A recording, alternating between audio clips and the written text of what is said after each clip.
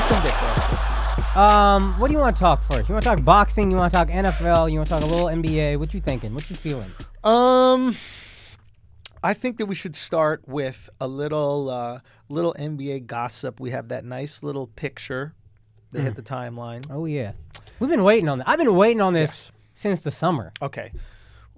The picture is of Kawhi and Drake. Yeah. Drake posted. Clearly, Kawhi is not. I doubt he's even on Instagram. Yeah. But they're hanging out. Looks like they're having a bundle of fun. Because, that's what Drake wants to be doing on his night off. Drake loves hanging out with NBA stars. Yes, but I don't know if Kawhi is his, typical fun guy that he wants to hang out. So there's a picture of Champagne Poppy on the Instagram account. What's your initial take? You see it. As you were just talking it out, I thought to myself, you know what Drake is doing? He's just doing this so Toronto fans think he tried. So he can tell the people of Toronto, hey, man, I tried. What are you going to do? I put the press on. I agree with your sentiment, and I think that we're on the same page, which is that idea is motivated by the feeling that he's not re-signing. Not resigning. Also, I don't care about hanging out with Kawhi Leonard. There's no part of me. Sure. He doesn't care. He's doing this for business, right? He's doing this because he wants Kawhi to come back to. I think he wants Kawhi to come back to the Raptors. But I think the reason he's there in the first place is because the Raptors brass is like, listen, we're not getting good feelings about him resigning. Yeah. Do us a favor. Right. We need to call in the big guns. Right. I think that you never see that picture if they're feeling like he's going to resign. Everybody's excited about this picture. Everybody go, oh, Kawhi's definitely coming back. Look, he's hanging out with Drake. There's no smiles in that picture. Regardless, that great point also. But I see fear. Mm-hmm. You don't take out the nuclear. You don't go nuclear unless you have to. Right? You don't take out. That's the nuclear threat, right? Yeah. You don't take out your gun unless you have to, right? If a little midget is swinging at you, you're not going to take out your gun, right? You take out your gun when the guy that you can't beat up is coming at you, right? So this is the nuclear option. They went nuclear, and I think they went nuclear because they don't feel confident that he's going to sign. But what does releasing the picture do to the chances of him actually re-signing? The fans get hyped. The fans get hyped, but that doesn't push him toward re-signing. Yeah, but Kawhi sees the hype from the fans like, oh, shit, I like this. So? I like this love. I think it's a possibility that he sees the hype. I also think some of what Akaash said, which is I think Drake is there. Excuse me. I think Drake is there with him for the franchise. I think the picture is for Drake. The picture's for Drake. Pictures for PR. Drake PR. Like Akaash said, hey, I did what I could. I took him out. Oh, okay. I tried. But Drake is there because he's like, okay, how can I get this guy to re-sign with us? We need him. He's that fucking good. I don't even think Drake. I mean, he's a fan. He would love for Kawhi to re-sign, but I do, and I'm also a certified Drake hater. Can't even hide it. Yeah. But in my mind, as a Drake hater, I was like, oh, Drake also was constantly thinking of Drake PR and feeding the Drake hype machine. Yeah. And that's great. Drake PR is superfan Drake putting on the full court press. Mm-hmm. Look at all my in Toronto specifically. Whole world loves Drake. Canada loves him even more. Toronto loves him the most. Yes. So all right, my most hardcore fans. Them are his patrons. That's his patrons. It's Toronto. Right. Look at it. I'm putting on the press for us. Look at it. Let's go. Yeah. But in reality, I don't honestly know if he's re-signing, which is crazy. He's the hardest dude to figure out in the NBA. Yeah. I no fucking clue what this guy wants. Yeah, that's the thing. Even if they won a championship, in my mind, he could still leave. Yeah, especially because of how good the Clippers are. Bruh. I think that Doc Rivers would coach him well. I think he'd actually function really well under Rivers. I didn't think Doc was a good coach. I thought I've been gone back and forth, but I mean, what he's doing with the Clippers is pretty fucking incredible. Can't deny it. You can't deny it. And you add Kawhi to that, and if Durant decides to dip, that's a good team. And Durant's still 1A. If Durant comes to New York, I have a feeling that it's because there's a girl here. there's a girl here that he misses. It's up to Mandii to get Kevin Durant to come back to New York. Yo! Oh my God, that's so call funny. it out. Mandii, make it happen. But give him a new Supermax. So yeah, that's that. I mean, that being said, that was my initial take of it. I thought he was doing PR for himself, and then doing what was the right thing to do for his team, which he's like heavily invested in as part of his brand, and they let him do whatever the fuck he needs to do. It's really crazy. We should mention real quick that we did a interview with Roy Jones Jr. Oh yeah, we did. We did that last week. Interview with Roy Jones Jr. It was one of the things in my career I'm most proud of, to get to talk to Roy Jones Jr. If you guys don't know who Roy Jones Jr. is, he was arguably the greatest boxer of his generation. Some might say in his prime of any generation. And he was on Flagrant 2. What we're going to do is we're going to release that interview. It's like a 35-minute interview. We're going to release that interview with the Christmas episode, which comes out next week. Yep. As part of the best of episode. So it'll be brand new content with Roy Jones Jr., and then it'll be best of clips from past episodes throughout the year. Hell yeah. And so even in our best of episode, Flagrant 2, we giving you that new. That's how much Ain't nobody else doing that. Ain't nobody else doing that. So, but man, it was just, I felt so proud, man. I called my father. I never call my father and say what I've done. Right. But I called him and I was like, hey. What'd he say? And he was just like, Dad. No, I spoke to him later that day, and he was like, oh my God, what'd he say? And I got to tell, stories that Roy was saying to my dad, and it was just so fucking sick. That's dope. Yeah. Anyway, so that's coming. If you guys are wondering where's the Roy interview, it's coming next week. You guys will get that. Hell yeah. What else we got? You want to talk about LeBronzo? Yeah, let's talk about this. Well, have you been watching them play? I've seen one or two full games, and I've seen little quarters here and there. I mean, he's a solid contributor to me. I'm not overly to me, this is weird, but Lonzo triple-double doesn't really impress me. And again, it could just be Lakers bias. Mm-hmm. But it's like, it's not dominant. It's really solid contributions. But to me, Lonzo triple-double is like, he's being a really good role player. Which is all he needs to be. What about the rebounds? I think that's kind of impressive. The rebounds it's impressive, but I'm not. 10 assists, I get. You're gonna have guys. You're gonna have LeBron. He's gonna give you 4 assists on the. You're gonna get 4 easy layups on fast breaks. It's not unimpressive, but it's not dominant to me. Like normally, a guy has a triple double. In your mind, he dominated that game. No, because Draymond Green has been doing the non-dominant triple-double for a while. But I get in my mind, Draymond is still one of the most important pieces on that Warriors team. Sure. So you don't think his triple-double was that important? It wasn't as impactful as a normal triple-double. Fair enough. And LeBron also got a triple-double. Yeah. What I'm more interested in is the media blitz around LeBronzo. They're really trying to sell us this idea of LeBron and Lonzo play so well together, and it's oh my LA, God, baby. LA, the media machine. 100%. They were going all in, just like the Celtics, right? But what's interesting to me is who doesn't play well with LeBron?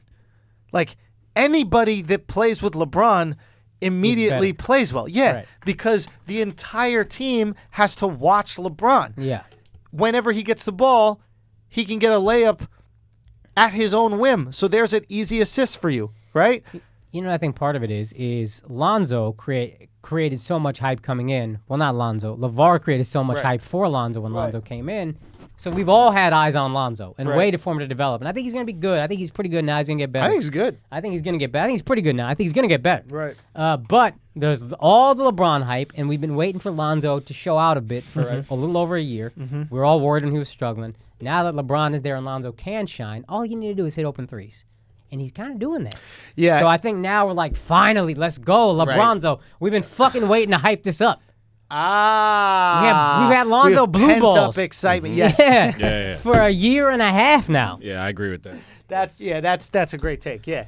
That's all it is. He's not playing exceptionally well. The triple-double isn't impactful. He's not this fucking all-star all of a sudden. Right. But we've been waiting for any sign that he's going to live up to what we wanted him to be, and it's there. That's fair. I will say this. I think that LeBron genuinely loves playing with him. Yeah.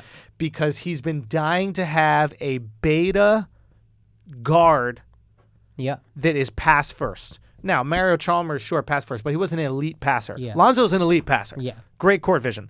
So he's like maybe historically good. Very, very. He's up there, dude. He's like really naturally gifted in that shit. And that's God's gift. You can't learn that shit. And I think LeBron's like, oh, I got a dude that can't wait to get me the ball in good position. Yeah. Keeps his eyes open, unselfish. Yeah. I don't have to do the creating. This is what it's like to play with me. Finally. Yes. So, because when you think about it, LeBron really has been playing with scores. Even Wade and Bosh in Miami. Obviously, Kyrie. To a degree, I think it's his own Kevin design. Love, of course, by his own design. And I think he walked into this situation that he didn't really know if he was going to like or not. And as of the last few weeks, when LeBron has decided, okay, this is my team, this is how we're going to play, and he's really stepped it up. I think in the first few weeks of the season, he's it was feeling it all out. Yeah, he's like, what does everybody have here? Right. How do they really know how to play? Let's see. Okay, now I'm going to drop 40 if we need someone. Boom. And now everybody's playing within this LeBron system. But I think Lonzo actually works. I thought he wasn't going to because he couldn't hit the three. Right. But he's not shooting so poorly that's bad. Yeah. And he's effective defensively. He'll get his little block a game. Yeah. He's long, can guard decently multiple positions because of the length. Right. But most importantly, is amazing running the floor and got great vision and is unselfish. Yeah. I'm telling you, come playoffs, they're going to need their killer. Right. LeBron needs a killer in the playoffs. Yeah. Kyrie is a killer. Right. LeBron loves to defer. Yeah. Draw double teams, do that, and then defer and go, okay, go kill. Right. Who is that going to be on the Lakers? I mean, they thought it was going to be Brandon Ingram. What is up with it? He's just been injured? I don't know. I mean, to me, I don't watch nearly as much basketball as you or Kaz, especially not last year. Yeah. But I never saw the Brandon Ingram hype. I remember Lakers Twitter was going fucking crazy. It's just size and shooting ability. But he's and so mobility. skinny, and he's not Kevin Durant offensively. So what are you going to do when you're that skinny? Yeah. Kevin said, I feel like I'm looking at myself in the mirror or whatever, like when he initially came in. Yeah. So I think that like a lot of height. And of course, it's the LA machine, right? Yeah. If you put him in Milwaukee, is he the same? No, he's Thon Maker. I mean, fuck. Think about that. That's crazy. But that's true. I never bought in completely. And I also, my whole life, I've been a victim of this guy's showing promise. Don't trade him for a good piece. Right. And so now when I see teams make that mistake, I'm like, this is really fucking stupid. Again, LeBron with the Cavs the first time, they could have traded for Amare when he was on the Suns, but they were like, we don't want to give up J.J. Hickson. Yeah. I mean, what are we, fucking idiots? Yeah. Brandon Ingram for Kawhi. It wasn't straight up, but like whatever the fuck, even if it's Ingram, Ball, and Kuzma, don't fucking matter. That's an MVP. Go get him. I think a lot of people are realizing how good Kawhi is. He was my MVP pick. He didn't play a single game last year. He's still MVP. But he's so fucking good. It's dominant on two ends of the floor. No perimeter player does that. I think he got lost a little bit in like the Spurs system. People thought it was a Spurs system. Yes. And now that we see him in Toronto even more dominant than he was with the Spurs, we're like, oh. Here's what I don't. I guess you could put it on the Spurs system though. But what I was always so impressed with was the finals where he won MVP against the Heat, because he outplayed LeBron after the first game and a half, 2 games, whatever. Yeah. He outplayed LeBron. It was so fucking evident to me watching. I was like, this is the guy. Yeah. You trade 3 good young prospects for him. No, you're 100% question. Right. Mm-hmm. I think that people have too much respect for Pop. Maybe because too much respect for Pop, because a lot of guys you look at on the Spurs and you're like, oh, they're not even in the NBA if they're not on the Spurs. Yeah, maybe. Yeah, you're right. You're looking at Patty Mills and you're like, whoa, you're an effective player in this team that's averaging, I don't know how many points he is, but I wouldn't be surprised if it's over 10. And you're like, yeah, you're not even an NBA player because he's so effective within the system. But maybe if Patty is on the Suns, he's more effective. You think? I don't know. Like the Spurs system is so impeccable. It's like they're the Patriots, right? Yeah. How good is Edelman not on the Patriots? Right. How good is Tom not on the Patriots? We don't know. Maybe Tom, if he was in Green Bay, would be unleashed. Yeah. Maybe he'd have more freedom to do certain Tom Brady type things that only Tom Brady could do, but we'll never know. Right. So I think it's a similar situation, and we saw a player who is truly like has the capability of being an all-time great. Yeah. And I think Lakers fans are going to have to, because somebody, I made fun of them on Twitter, and somebody's like, that won't happen when we get AD.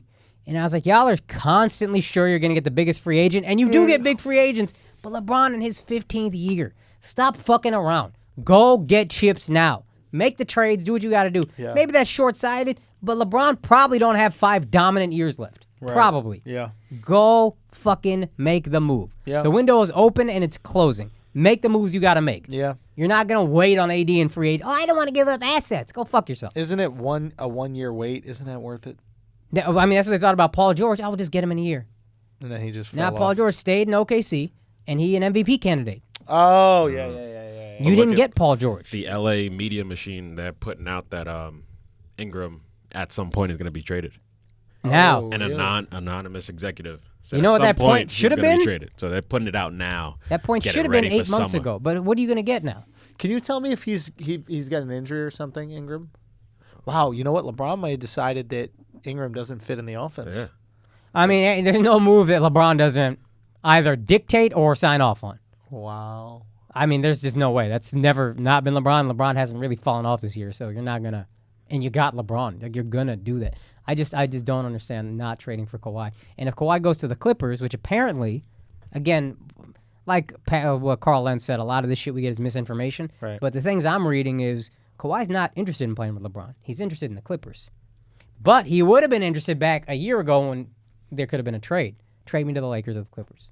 Oh, yeah. Ingram must be hurt because he hasn't played since the 5th. Right. Yeah. Since he punched fucking Chris Paul in the face? That's the highlight of his career. It really was. I wanted him immediately to be a Knick. Yeah, no, that's fine. He's a great role player. You trade him for Kawhi. That's, again, you know what I mean? That's J.J. Hickson. Yeah, I guess maybe you're right. I don't know. What else, man? Michael Jordan's out here slapping people. Oh, dude, we got to talk about that. That was so fucking good. Okay, my favorite part about it. Okay, so for those of you who haven't seen it, Michael Jordan, obviously the owner of the Charlotte Hornets. At the end of the game, Malik Monk ran onto the court before the game was over. Yeah. And when you do that, you get a technical. Right. And they did get a technical. And I think they ended up missing one of the free throws, so they could have lost. Right. But Malik Monk, who is a Hornet, was on the bench, and he comes back towards the bench, and Jordan's like, what the hell is going on? And Malik Monk looks away, and Jordan goes to slap him in the back of the head. Yeah. Now, Malik Monk just happened to, like in a fucking cartoon, lean forward slightly when Jordan went to slap, right? Yeah. And Jordan looked at him like, I don't miss. And then went back and slapped him again. So he missed the first slap, and then he went back to slap him again. Like, you would think that he knows he's being filmed. He don't care. He does not give a fuck. Yeah. That's the GOAT right there. That's the true GOAT. That made me want some Jordans. I haven't felt the need for Jordans in a while, dude. I haven't felt the need at all. It's like, it's just these kids that wear them, and they never even watch Jordan play basketball. It means nothing. And I saw him slap a grown man basketball. That's his employee. So think That's about workplace harassment. This is This is billionaire Michael Jordan in his 50s. Imagine MJ in his late 20s, full of fucking testosterone, no cameras at practice. Say no more. I'm buying a pair of ones tonight. Think how much harder he slapped Steve Kerr. Son, he's breaking jaws, guaranteed. Dog. I told you this story. It was in the book by his trainer, Tim Grover. Yeah. And I'm fucking up the story a bit, but there was some end of the bench player who at practice was getting his hamstring worked on. And Jordan stops practice. He's like, yo, where the fuck is this dude? What the fuck is going on? Where is he? Why isn't he out here? He's counting numbers. He's not seeing them. And people say, oh, he's in the training room getting his hamstring worked on. This guy barely plays. Jordan stops practice, goes into the training room. Guy's laying on the table. He flips the table over with him on it. And he goes, I'm out there killing myself every night, and you don't even play, and you're in here for a fucking hamstring? Get your ass out on that court. Shit. Goes back to the practice floor, waits for dude to come out, and then they start practice again. This guy's a fucking maniac. He's a murderer. That's great. In the guise of a basketball player. I love it. Great. Yeah, if he doesn't find basketball, what is he, a serial killer? 100%. The greatest serial killer ever. Imagine. We really missed out on the greatest serial killer He's ever. a mob boss, like no question. A mafia don. Fucking Black Mafia, what are they in Atlanta? BMF? Yeah, BMF. He the head of BMF, no fucking questions. Wow. Country-ass boy that everybody underestimates. Shit. with the Hitler mustache and the Hanes too. Dude, like what? Wow, He kills that shit. I mean, this guy's a fucking monster, man. This is him in his 50s. In a game, he's not even playing.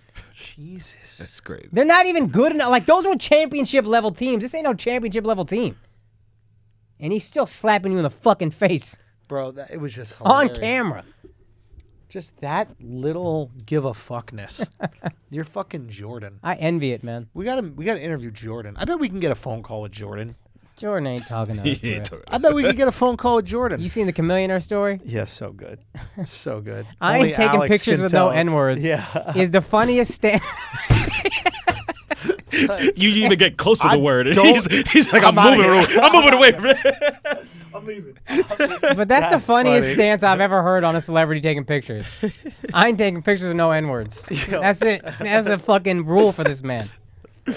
I love the Barkley's take on Jordan, where Jordan was always like, "I don't take pictures. I don't take pictures." Yeah. And then when they were in Barcelona, Yeah. there were all these topless people at the topless beach, all Yeah. these topless women, Yeah. and they were asking for pictures. And Barkley's like, "Oh, so now all of a sudden he's taking pictures. Now he's a man of the people. Okay, I see how it is."